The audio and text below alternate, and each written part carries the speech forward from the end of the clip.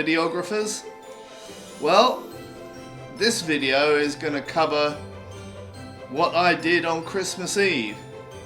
I should really title it The First Cock Up of the Holiday. So, what was the problem? Well, I didn't think things through, and I came out with the wrong lens on the camera. I knew exactly what I was going to do, but unfortunately I didn't have the equipment to do it. This was going to be one of the last videos, I think, the last vlogging videos, i.e. walking around talking into the camera, that I'm going to shoot on this Canon here with or without a gimbal. So it should make life easier, because what I was shooting this video on was this setup here. And this is a Canon M50 on a handheld tripod. It's actually got the wrong lens on the front. Well, this would have been the right lens. This is the very fast 16mm Sigma lens, which would have done the job admirably, but unfortunately I had the cheap kit lens on, which has got a very much smaller aperture. And to give you a size comparison, because everyone loves a size comparison, this is what I shall be replacing it with. Might be a little bit out of focus because I've got manual focus switched on, but this is the DJI Pocket 3, and a wondrous little piece of kit it is too. So I'll show you what I've got in the can, and we'll just have to make the best of this poor showing on my part. Let's go. I'm down here again, folks. It is Christmas Eve, the 24th, so I've come down for another quick visit. I'll do a Christmas walk around tomorrow, but right now we're just gonna walk around and have a look-see. Make sure the bike is safe. Yeah, that looks all right. Mirrors are away. It's locked up. Okay, let us proceed.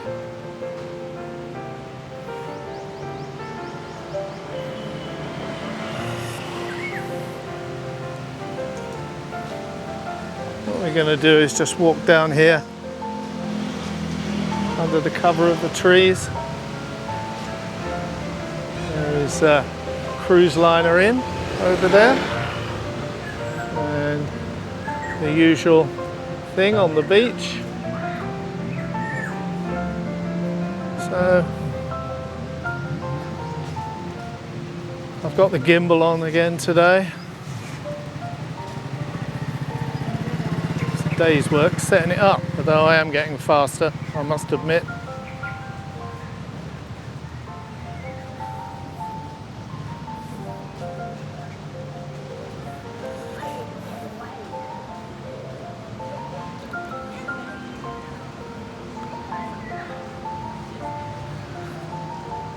I'm just trying to, I mean, legend has it that there's a hell of a lot of people in town, and if you go on the roads, it certainly seems that way, but the beaches are not over full.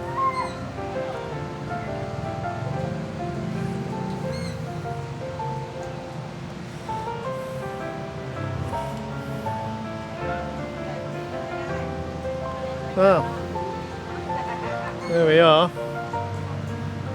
I'm going to, on my way to treat myself to one of my famous, infamous non-alcoholic beers.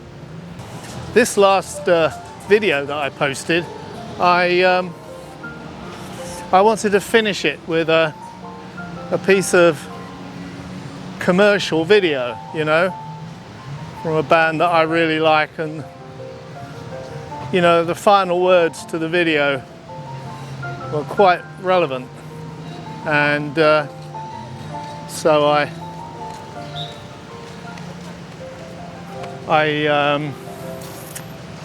captured a section of their music video from YouTube and edited that down into the short clip that I needed, and then I posted it on my YouTube page just as a test. Nothing else, just the video, and there was no copyright strike. It was great. I thought, oh, I'm okay here, so because I don't want to spend hours editing a video only for it to be hit with copyright. Wasted my time. So I made said video and uploaded it all this morning, and bugger me, it got a copyright, the same bloody clip, but they've allowed me to use it, so it's not a copyright strike on my channel, so it's okay. I didn't waste my time, but normally if I do that test I don't get any problems, you know, just use the same clip and everything is okay. But I must have done something that upset the robots. I'm not sure what it was. This whole place is designed to kill you, you know. I'm walking down the path, what's equivalent to the seafront, and I'm constantly getting almost mown down by motorbikes. And the whole place seems to be out to kill me. But I suppose you just got to know what to look for. But anyway, we're approaching my watering hole now. Okay, so my destination is looming. Hope I got enough battery to last me. Cameras and the camera and the gimbal will be all right. I'm just more worried about this wireless mic than anything else. Anyway, here we go. See you later. Well, I made a big mistake there. I got the wrong lens on this goddamn camera. I went into the pub and set the thing on the bar like I normally do, and there was no light.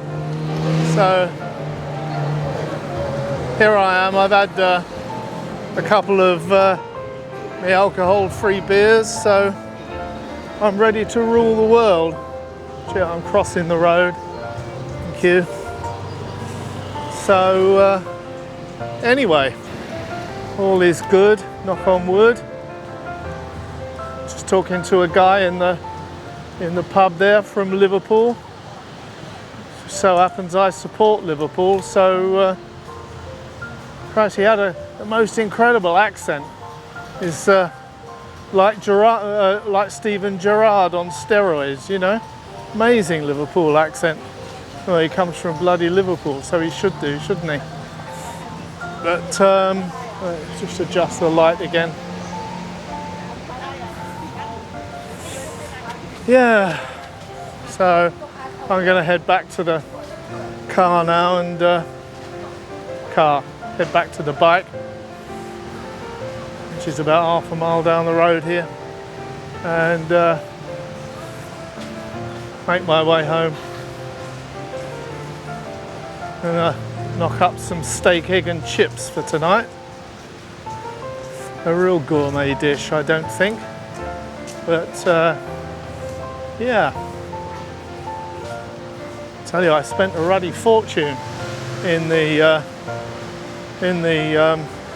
food mart. I bought I wanted a couple of slices of turkey, so I bought one slice of turkey and I asked them to cut off a leg for me, and it was a big leg, but the whole thing came to 1,400 baht. I thought it was only going to be 400. So, but the box is bloody heavy. There's a ton of meat in there.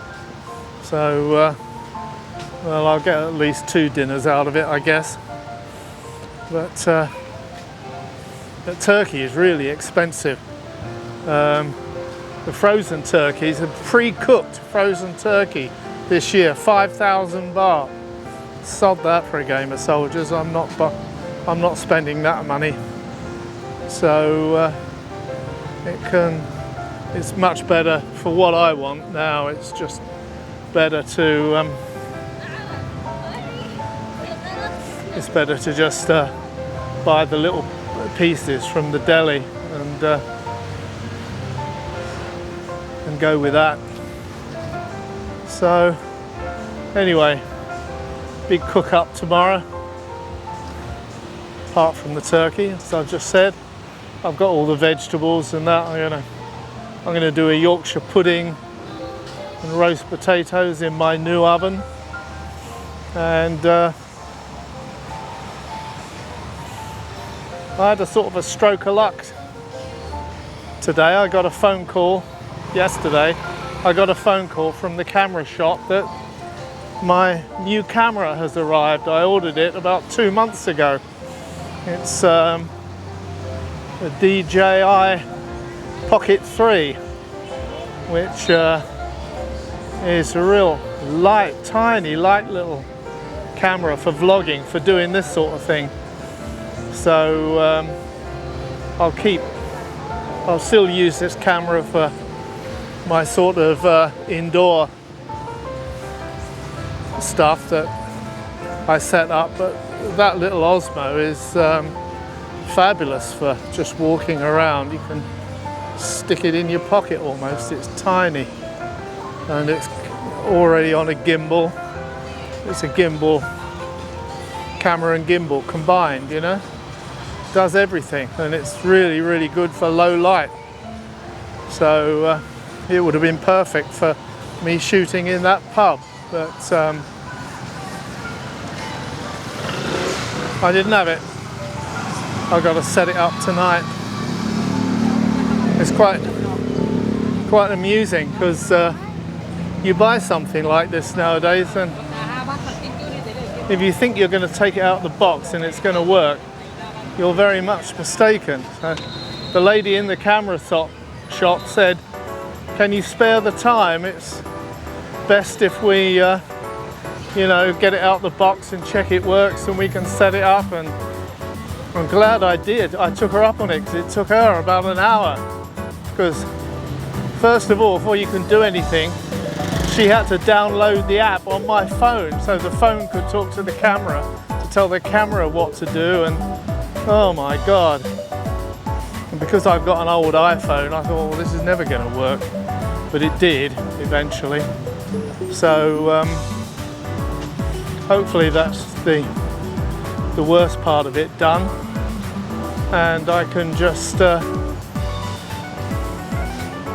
figure out how the menus work tonight, and so I can set what kind of picture quality I want and all that kind of stuff, you know, how to get it into nighttime mode and blah blah blah. So yeah, we'll see.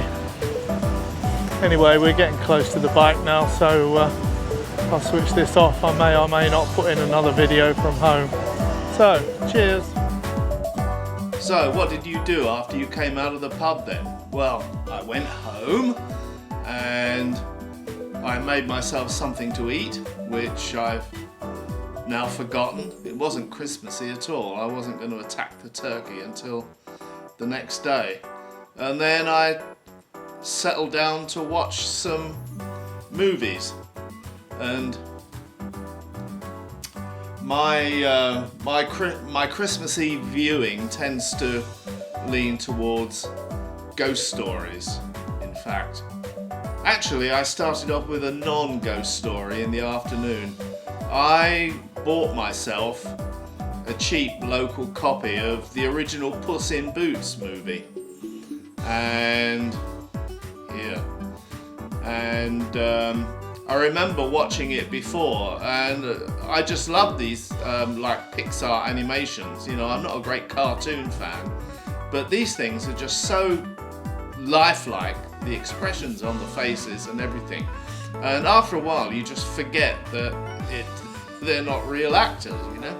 Anyway, Puss in Boots, I started off with that, and then in the evening, it was my favourite Christmas Eve viewing. As midnight approaches, Charles Dickens's The Signalman, and this is the original BBC production of A Ghost Story for Christmas that I first saw when I was a relatively young man back in the UK, before I set off on this big adventure.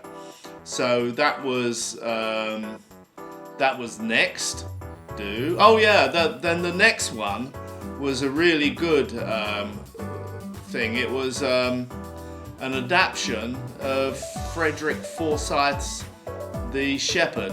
Now this is a book that I remember reading back in the 80s in my flying era, and it's a wonderful story. It's about a young pilot officer who is returning from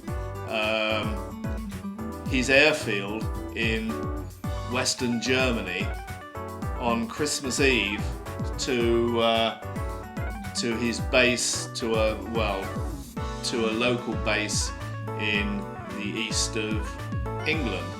And it's an absolutely filthy night, and he takes off. He's flying a de Havilland Vampire, and somewhere over the English Channel he has a complete electrical and instrument failure, so he's stuck up in the air above a thick layer of fast approaching fog with no way to get down, and he considers, should I bail out or not? Well, bailing out is not to be advised from a de Havilland Vampire unless you want to get cut in half by the tail boom. So that was out, and he was stuck. So he's thinking, my God, I just wish I had someone to... He called on the radio, blind, just in case it was working. Can someone please come up and shepherd me down to a nearest airfield? So that went unanswered, and he's running low on fuel, and when he was on his last about 15 or 20 gallons, though in effect they made a mistake here, because in jet terms they measure fuel by weight, not how many gallons it is. But you know, Frederick Forsyth, give him a break. So when he was down to his last, few pounds of fuel, what should he see coming up out of the fog but a World War II mosquito? And this mosquito then proceeds to lead him down through the fog, and he lands at this base. I'm not going to say any more about the story because I don't want to bore you, and you should. It's brilliant. You should watch it yourself. And then I was going to finish the whole thing up super late by watching a fantastic movie, The Night of the Demon. But it's very hard to get, and I did buy myself a copy of The Night of the Demon from Amazon, and I made another mistake number 2, of not reading the small print, because this thing shipped from England, so that means it's not on Zone 1. I'm not sure what Blu-ray Zone England is on, but the USA and Asia, funnily enough, are all in Zone 1. So this came from England, so it wouldn't play on my machine.